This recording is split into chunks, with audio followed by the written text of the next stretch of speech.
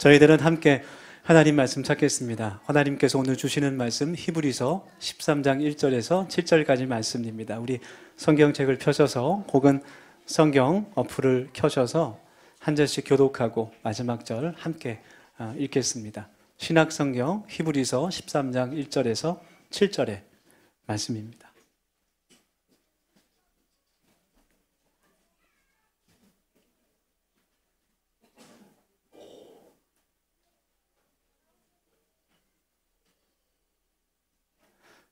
지금 이한이가 갈까 말까 고민하고 있어요. 네, 편하게 하면 되겠습니다. 히브리서 13장 1절에서 7절 말씀, 제가 먼저 1절 읽겠습니다. 형제 사랑하기를 계속하고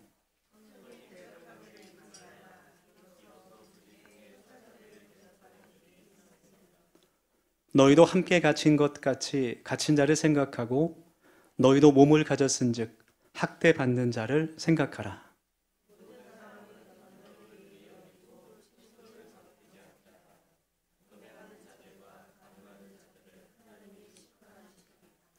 돈을 살아가지 말고 있는 바를 족한 줄로 알아. 그가 친히 말씀하시기를 내가 과연 너희를 버리지 아니하고 너희를 떠나지 아니하리라 하셨느니라.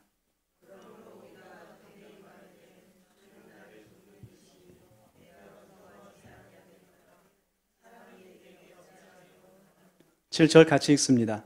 하나님의 말씀을 너희에게 일러주고 너희를 인도하던 자들을 생각하며 그들의 행실의 결말을 주의하여 보고 그들의 믿음을 본받으라.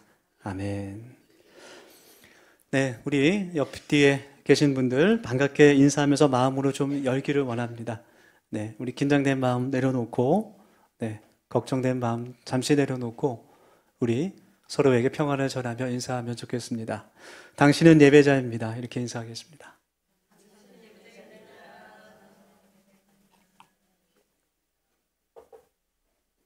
네, 하나님께서 기뻐하시는 그런 참된 예배자 되기를 소망합니다. 이용규 선교사님이 쓰신 내려놓음이라는 책이 있어요. 네, 그 책에 보면 그 선교사님께서 이제 몽골에 선교를 가셔서 여러 교회를 또 섬기시고 개척하신 이야기 가운데 베흐르라는 지역에서 교회에서 있었던 이야기가 있습니다. 그 글의 제목이 소 대신 예배를 택하는 마음, 그런 제목이 달려있는 그런 이야기입니다. 예배 시간이 다 되었는데 어떤 소녀 한 명이 땀을 뻘뻘 흘리면서 자매 하나가 예배실로 뛰어 들어오는 거예요.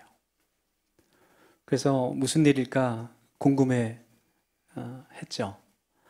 그 자매는 몇 달 전에 하나님의 큰 은혜로 또 기도하면서 들리지 않던 귀가 치료받은 그런 은혜가 있었던 소녀였습니다. 왜 이렇게 땀을 흘리면서 달려왔는지 선교사님이 물었어요. 소를 잃어버렸는데 아마 그 소가 그 가정의 전 재산이었을 겁니다. 그 잃어버린 소를 찾다가 여기저기 들판에 뛰어다니다가 예배 시간에 다 된 것을 보고 교회로 뛰어왔다라는 말이었어요. 선교사님이 그 얘기를 듣고서 감동하면서 하나님께 속으로 기도했다 그래요. 하나님, 이 소녀가 소가 아닌 예배를 택한 것을 긍휼히 보시고 이 행동이 부끄럽지 않을 수 있도록 하나님 도와주시옵소서. 그렇게 기도했습니다. 예배가 다 끝났을 때 바깥에서 소리가 들려요. 소 울음소리가 들립니다. 그 소가 집으로 가지 않고 교회로 찾아왔다 그래요. 그래서 하나님께서 그 소녀에게, 그 자매에게 소도 다시 찾게 하시고 하나님을 예배하는 예배의 마음도 지킬 수 있도록 해주셨다라는 그런 이야기를 읽은 적이 있습니다. 가피블닷컴이라는 그 기독교 포털이 그리스도인들 약 2,000명을 대상으로 설문조사한 내용이 있어요. 예배에 늦게 오는 이유 1위. 네, 뭘까요? 20.1%. 1위는 옷과 머리 등 교회 갈 준비를 하느라. 네. 2위 15.4%. 잠자리에서 일어나지 못해서 미적대다가. 3위는 습관적인 지각. 4위는 토요일 밤에 다른 일을 하느라 늦게 자서. 5위는 다른 가족들을 기다리다가 이런 것들이 있습니다. 여러분, 예배라는 것은 하나님께서 주인공이 되시는 겁니다.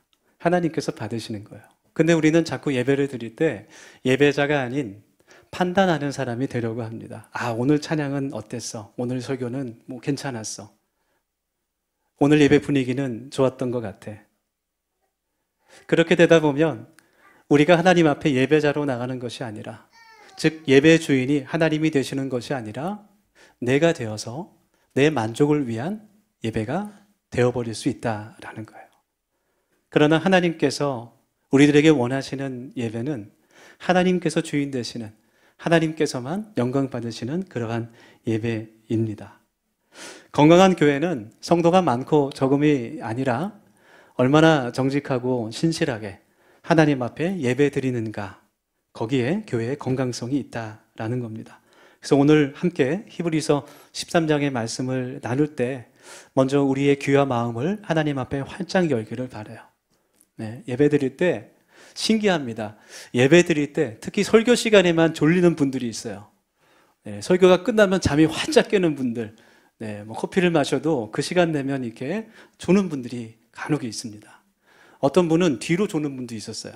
제가 깜짝 놀랐는데, 네, 이 시간 우리의 마음과 귀를 하나님 앞에 집중해서 우리의 마음이 조음받되어 하나님의 말씀을 듣고 열매 맺는 시간 되기를 원합니다. 오늘 함께 나눌 히브리서 13장의 말씀은 하나님께서 기뻐하시는 제사, 그 예배가 무엇인지 우리들에게 알려주시는 그런 말씀입니다. 네. 성경을 보면 하나님께서 그분을 믿는, 당신이 믿는 그 성도들에게 원하시는 제사는 제물을 드리는 그런 형식에 갇힌 예식이 아니었습니다. 하나님께서 기뻐 받으시는 예배는 하나님을 뜻과 마음을 사랑하는 그런 그 성도들의 삶 전부였고, 그것은 지금도 동일하다는 것이죠. 오늘 히브리서 말씀을 함께 나누면서 하나님께서 우리들에게 원하시는 제사, 예배가 무엇인지 함께 깨닫고 하나님이 기뻐하시는 예배자로 살아가기를 결단하는 저와 여러분 되기를 원합니다. 오늘 먼저 히브리서 말씀에서 볼 수 있는 하나님께서 기뻐하시는 그 예배의 모습, 제사의 모습은 교회 공동체 안에 혹은 내 가정 안에 있는 형제 자매들을, 믿음의 가족들을 섬기며 사랑하는 모습으로 살아가는 거예요. 우리 한번 수줍게 옆에 계신 분 다시 한번 고백해 볼까요? 당신은 나의 가족입니다. 가만 보니까 가족분들이 같이 앉아 계셔서 이러면 의미가 없는데, 이번에는 가족 아닌 분에게 인사합시다. 당신도 나의 가족입니다. 이렇게 인사하겠습니다. 네. 성경 1절에서 3절 말씀을 좀 보겠습니다. 오늘 본문 히브리서 13장 1절에서 3절 말씀입니다. 형제 사랑하기를 계속하고 손님 대접하기를 잊지 말라. 이로써 부지 중에 천사들을 대접한 이들이 있었느니라. 너희도 함께 갇힌 것 같이 갇힌 자를 생각하고 너희도 몸을 가졌은즉 학대받는 자를 생각하라. 그렇게 말씀해요. 이 말씀 가운데 초대교회 당시에 형제를 사랑하는 그 실천을 소홀히 했던 사람들이 좀 있었던 것 같습니다. 그래서 형제를 사랑하라, 자매를 사랑하라 라는 그런 교훈을 주시면서, 특별히 오늘 말씀에 보면 2절에 손님이란 말이 나오는데 그것은 복음을 전하는, 증거하는 그 전도자들을 상징하는 말이고, 또 오늘 말씀에 갇힌 자가 나오죠.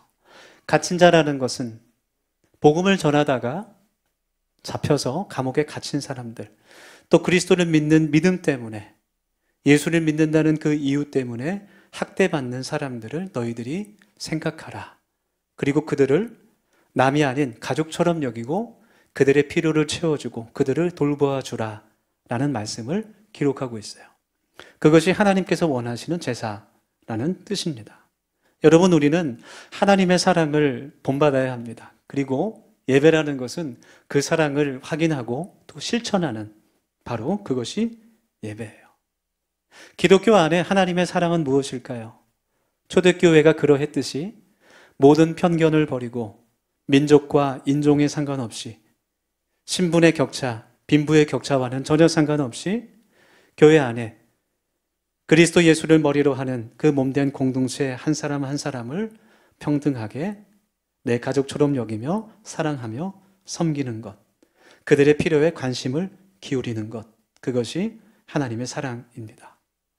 그리고 그것이 더세움교회의 네 번째 핵심 가치인 나눔의 가치죠. 초대교회는 지금의 대형교회와는 달랐어요. 정말 내 옆에 있는 사람이 누군지 이름도 모르고 그 사람이 어떤 어려움이 있는지, 어떠한 기도를 하고 있는지, 정말 죽고 싶은 생각에 괴로워하는 것은 아닌지 전혀 상관없이 나만 잘 예배드리고 나만 잘 하나님을 믿으면 된다라고 생각하지 않았습니다. 여러분, 우리 더세움교회가 하나님의 사랑을 실천하는 그런 공동체가 되기를 원합니다. 우리의 울타리에 그 소그룹 모임이 그렇게 되기를 원하고 또 이번 주부터 시작하는 짝기도가 그런 실천이 되기를 원해요. 이 말씀이 의미하는 것은 함께 믿는 그리스도인들 가운데 어려움이 있거나 필요로 하는 것이 있으면 진정성 있는 마음으로 가족과 같이 돌아보고 서로 돕고 서로 그리스도의 사랑을 나누라는 거예요. 그것이 하나님께서 원하시는 제사라는 겁니다. 베티 위슨이라는 선교사님이 계세요. 1980년대부터 90년대까지 탄자니아에서 선교하셨던 의사입니다. 의료 선교사입니다. 그 당시 탄자니아에는 에이즈가 창궐해서 그때는 뭐 좋은 약도 없었고 많은 사람들이 죽었어요. 그리고 많은 아기들이 엄마로 인해서 에이즈에 감염된 채로 태어났습니다. 그래서 그 당시 탄자니아가 에이즈로 인해서 많은 가족이 해체되고 있었어요. 이 베티 선교사님이 에이즈에 감염된 부모를 잃고 고아로 태어난 아기를 알게 됐습니다. 다른 가족과 친척들도 그 아기를 버렸습니다. 선교사님이 그 아기를 만났을 때 10개월이었는데 몸무게가 5kg밖에 나가지 않았어요. 보통 아이들 10개월이면 몇 킬로 나가죠? 네, 10kg 몇 킬로 나가죠? 15kg? 몇 킬로? 8, 9kg? 8, 9kg 정도? 예, 좀 오래돼서 잊어먹었어요. 예, 5kg밖에 나가지 않는 아이를 최선을 다해서 그곳에 뭐 참 제대로 된 약도 없고 수술할 도구도 없고 뭐 아무것도 없었지만 있는 환경 가운데 최선을 다해서 돌봐주었습니다. 안타깝게 그 아기가 죽었습니다. 선교사님과 함께 일하는 동료들 그리고 그 교회 형제 자매들이 모여서 그 아기를 정성껏 장례를 치러줬어요. 그 모습을, 그 모든 과정을 옆에서 지켜본 한 엄마가 있었는데, 에이즈에 걸린 엄마가 있었는데 그 엄마에게도 아기가 있었어요. 그 엄마가 베티 선교사님한테 와서 그렇게 얘기합니다. 눈물을 흘리면서 내가 죽으면 내 아기도 이렇게 해줄 수 있습니까? 그렇게 물어봐요. 네, 그렇게 해드리겠습니다. 그 아기와 엄마가 병원에 입원했는데 아프리카 병원은 병원에서 식사가 나오지 않는다 그래요. 환자가 다 먹을 것을 스스로 준비해야만 합니다. 그 엄마는 형편이 어려워 먹을 것을 준비할 수 없었어요. 아기와 엄마가 굶고 있을 때 선교사님과 그 교회 분들이 먹을 것을 가져다 주고 위로를 하면서 정성스럽고 돌봐 주었습니다. 결국 안타깝게도 그 아기가 먼저 죽고 엄마도 얼마 있다가 숨을 거두었어요. 그리고 선교사님과 그 교회가 정성스럽게 그 두 사람을 또 장례를 치러 줬습니다. 선교사님과 그 부쿠바 지역의 교회가 한 일이 그 엄마가 살던 마을에 전해졌어요. 그 소문이 퍼졌어요. 그리고 그 마을에 있는 추장이 선교사님을 찾아왔습니다. 선교사님을 찾아와서 이렇게 얘기합니다. 우리는 지금까지 우리가 믿는 그 신에게 그리고 어떤 사람에게도 이런 사랑을 받아본 적이 없었습니다. 우리 마을에 오셔서 그 사랑을 명령하신 그 신을 우리들에게 알려주시고 교회를 세워주시기를 원합니다. 그렇게 얘기했어요. 그래서 그 마을에 교회가 세워집니다. 긍휼의 마음으로, 하나님의 자비의 마음으로 에이즈로 감염된 연약해진 그 지체들을 돌보았을 때 하나님의 사랑으로 그 마을에 복음이 전해질 수 있는 구원의 문이 활짝 열리게 된 것이죠. 여러분, 사람은 참 변하지 않는 것 같아요. 저도 마찬가지고 쉽게 변하지 않는 것 같습니다. 그런데 사람을 변화시킬 수 있는 능력이 바로 사랑에서부터 옵니다. 여러분, 우리가 오늘 하나님께 예배드리는 것보다 더 중요한 것이 있는데 그것은 우리가 하나님 앞에 회개하는 거예요. 우리는 교회 공동체로 함께 모여 있지만 지금까지 서로를 위하지 않았습니다. 서로에게 관심이 없습니다. 서로의 필요가 뭔지 웃으면서 인사 나누지만 무엇을 위해서 기도하고 있는지 궁금해하지 않습니다. 여러분, 우리가 이제는 하나님 앞에 회개하며 변화되기를 원합니다. 그리스도의 사랑으로 다른 사람들을 사랑하며 섬기는 삶을 살아갈 수 있기를 예수님의 이름으로 축복합니다.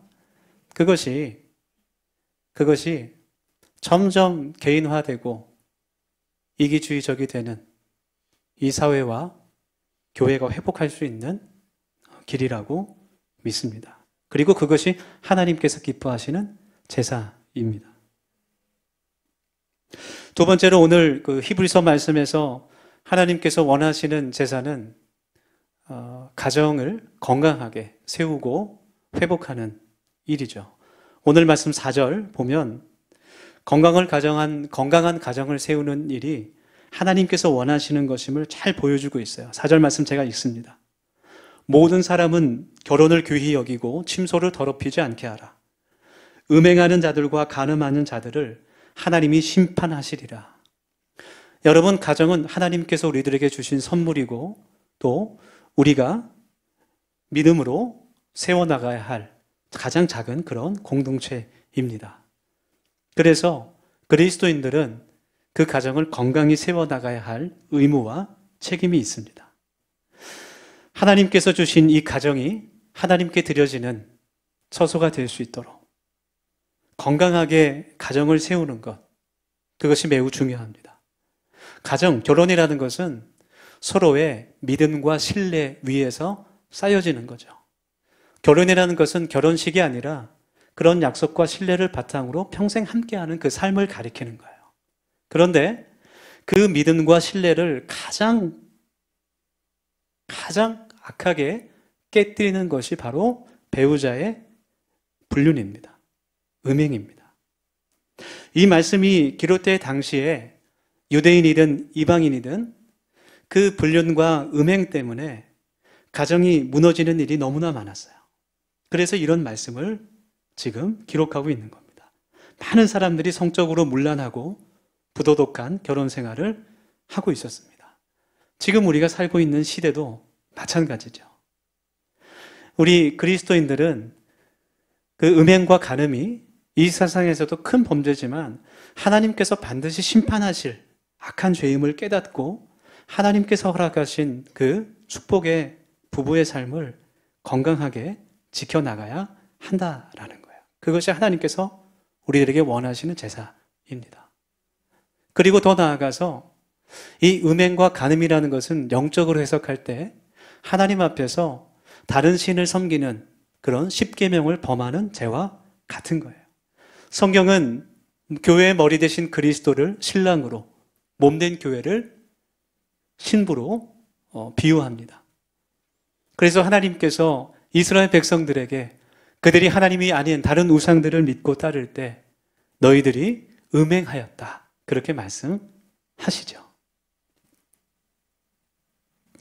요즘 대한민국에 보면 무속신앙이 판을 치고 있습니다.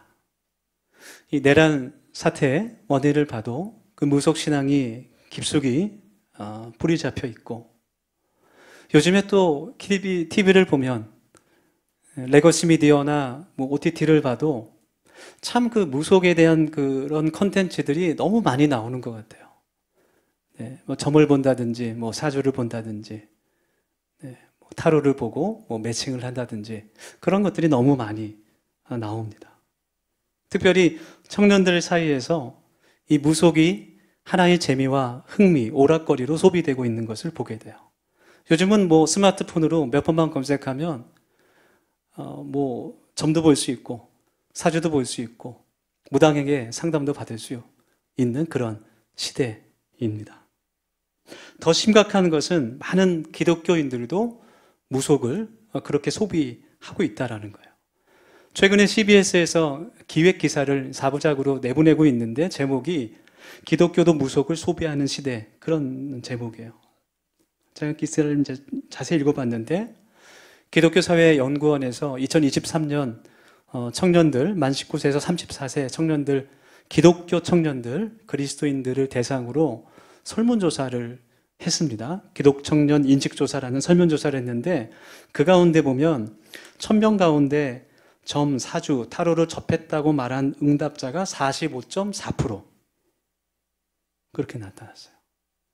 우리 청년들 여기 앉아 있는데 반 정도는 사주를 본 것 같아요, 막. 네. 1대1로 상담해서 잡아내겠습니다, 제가.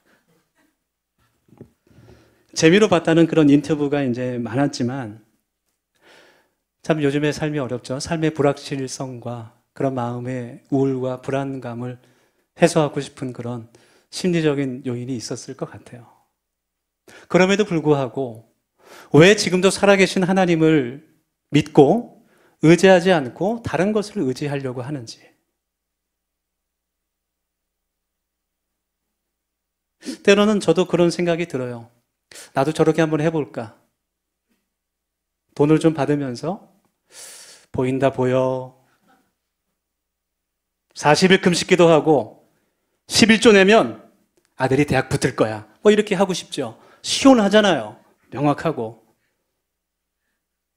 그런데 성경을 읽어보면 하나님은 그런 분이 아니에요. 우리의 미래를 정해놓고 우리를 조정하는 분이 아닙니다. 여러분, 사탄, 그 귀신의 목적을 우리가 알아야 되는데 사탄의 목적은 크게 두 가지입니다. 요한복음 8장 44절 말씀 보면 사탄은 거짓말장이요 거짓의 아비다. 주님께서 말씀하세요. 사탄의 목적은 속이는 겁니다. 사람들을 속이는 거예요. 마치 뱀이 하와를 속여 하나님께서 먹지 말라 금하신 그 선악과를 따먹게 했듯이 사람들을 속여서 하나님과 멀어지게 만드는 것이 그들의 목적입니다. 고린도후서 11장 3절 말씀에서 바울 사도는 그렇게 말하죠. 뱀이 그 간계로, 간사한 꾀로 하와를 미혹한 것 같이 너희 마음이 그리스도를 떠나서 그리스도를 향하는 그 진실함과 정결함에서 떠나서 부패할까 두려워한다. 그렇게 말합니다. 그리고 또 사탄의 목적은 죽이는 거예요. 요한복음 8장 44절에서 주님께서 그는 처음부터 살인한 자요 진리가 그 속에 거하지 않는다. 그렇게 말씀합니다. 사람의 마음을 죽이고 그 영혼을 죽이고 생명을 죽이는 것이 목적이에요. 처음에는 잘해주는 것 같지만 도움이 되는 것 같지만 결국은 죽이는 겁니다. 주님은 사탄의 일을 멸하러 오신 분입니다. 그리고 우리에게 영원한 생명을 주시는 거예요. 그 주님의 목적은 명확하게 다르죠. 요한복음 10장 10절 말씀 제가 읽습니다. 도둑이 오는 것은 도둑질하고 죽이고 멸망시키려는 것뿐이요 내가 온 것은 양으로 생명을 얻게 하고 더 풍성히 얻게 하려는 것이라. 아멘. 예수님께서 선한 목자의 비유를 말씀하시면서 그 뒤에 말씀을 읽어보면 나는 양을 위하여 내 목숨까지도 버린다 라고 말씀해 주시는 겁니다.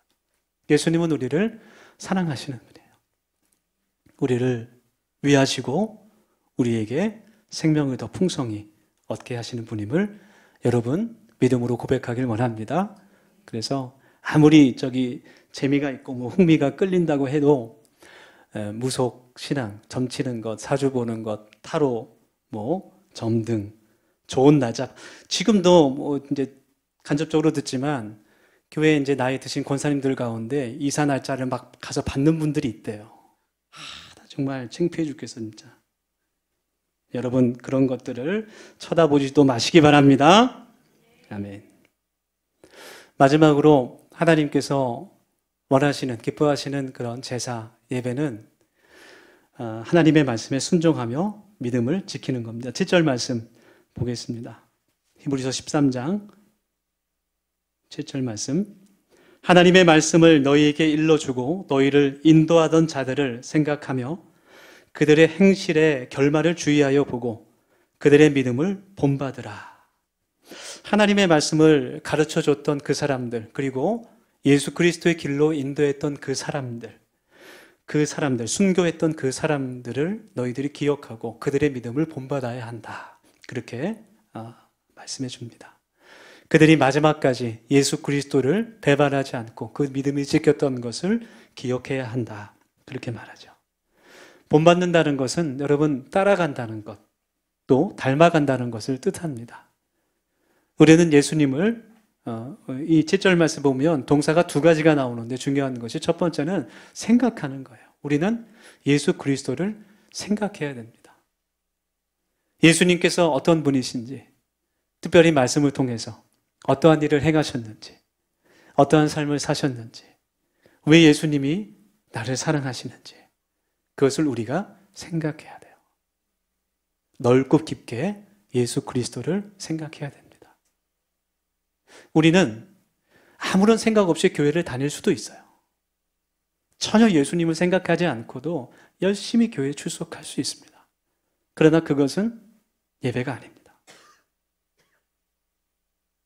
나를 사랑하시고 우리를 구원과 생명으로 인도하시는 그 예수님을 생각하는 우리 모두가 되기를 원합니다. 두 번째로 우리는 예수님을 바라봐야 합니다. 어떤 것을 봐야 됩니까? 결말을 봐야 돼요. 왜냐하면 결말은 그 사람의 진심이 드러나기 때문이죠. 죽음 앞에는 모든 사람이 정직할 수밖에 없습니다. 우리는 성경 말씀을 통해, 특별히 복음서를 통해 예수님의 마지막을 자세하게 볼 수 있어요. 예수님의 그 십자가의 죽음과 부활을 우리는 목격할 수 있습니다. 저 여러분이 그것을 바라보면서 예수님을 본받는 믿음의 사람들이 되기를 간절히 원합니다. 오늘 히브리서 13장 말씀을 통해 우리가 하나님 앞에 하나님께서 기뻐하시는 예배자로 세워질 수 있기를 소망합니다. 내 옆에 있는 형제 자매를 내 가족처럼 사랑하며 내 가정을 건강히 지켜나가며 우상을 멀리하며 또 말씀을, 예수님을 바라보며 본받는 것, 그런 우리 더수염교회가 되기를 소망합니다. 함께 오늘 주신 말씀 기억하며 이 시간 통성으로 1분 기도하겠습니다. 세 가지 기도 제목 붙들고 같이 기도합시다. 첫 번째 기도할 때, 하나님, 우리 안에 그리스도의 사랑이 실천되기를 원합니다. 믿음의 형제를 도우며 사랑하게 하시고 그 사랑을 눈에 보일 수 있게 실천하는 우리 되게 하소서. 가굴타리와 짝기도를 실천하며 하나님의 사랑을 실천하는 교회 공동체 되게 하여 주시옵소서. 두 번째로 기도합시다. 하나님, 우리의 가정을 건강히 세우기를 원합니다. 부부와 또 부모가 서로 섬기며 또 자녀가 부모와 존경하며 또 서로를 이해하며 용서하며 세상이 우리들을 바라볼 때 그리스도인이라는 것을 알게 하여 주시옵소서. 세 번째로 기도합시다. 오직 하나님만을 의지하며 신뢰하는 우리가 되게 하시고 결국 예수님을 닮는 우리 되게 하여 주시옵소서. 함께 이 시간 기도하겠습니다. 하나님, 이 시간 결단하며 기도하며 하나님 앞에 나아갑니다.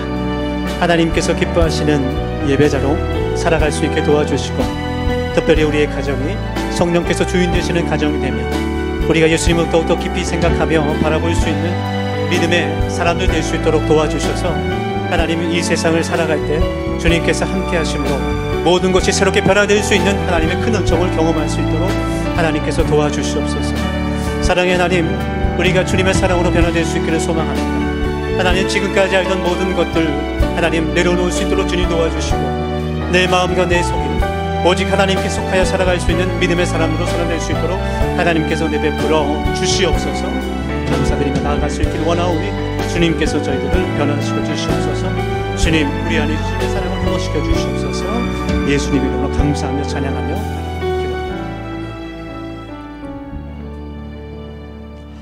기도합니다. 하나님께서 원하시는 산 제사를 우리가 드리기를 원합니다.